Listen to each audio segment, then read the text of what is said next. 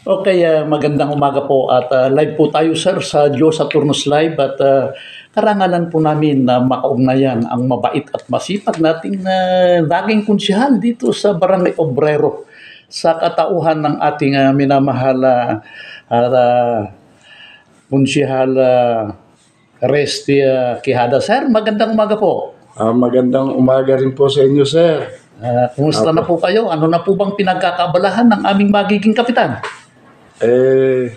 Unang-una po, sa ngayon po, ako po abala po sa aming kapirasong bukid. Kung saan po nagtatanim po kami ng kung ano-anong gulay. Ganun din po, may kapiraso din pong kalamansi na aming pinagkukuhanan ng aming kabuhayan. At yun lang po ang aming kuhan na pinagkukunan. Una-una, ako po busy rin sa ngayon bilang aspirant po na kapitan.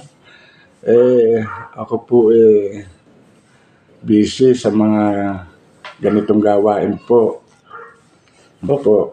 Okay, congratulations po sir at siyempre wala po kaming hangad kung hindi sana'y patnubayan din po kayo ng Panginoong Diyos at siyempre sir, kunin po namin ang pagkakataon dahil sa kayo po'y minahal ng Barangay Obrero at alam ko pong patuloy na mamahalin.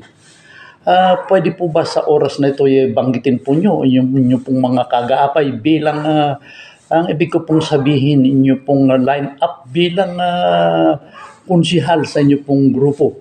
At higit sa lahat sir, huling mensahe nyo sa inyo pong mga kabarangay na patuloy po kayong mamahalin. Huling mensahe. Ayun po. Ako po sa ngayon po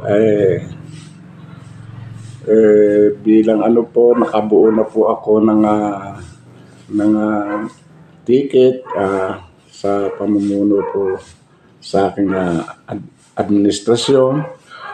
Meron po ako mga konsehal dito na binuo po ng grupo na si Efren Garcia, Lito Villamia, Joey Lagman, Totoy Cugis, Bernard Salagsag, Amy Mateo, at Mel Camacho.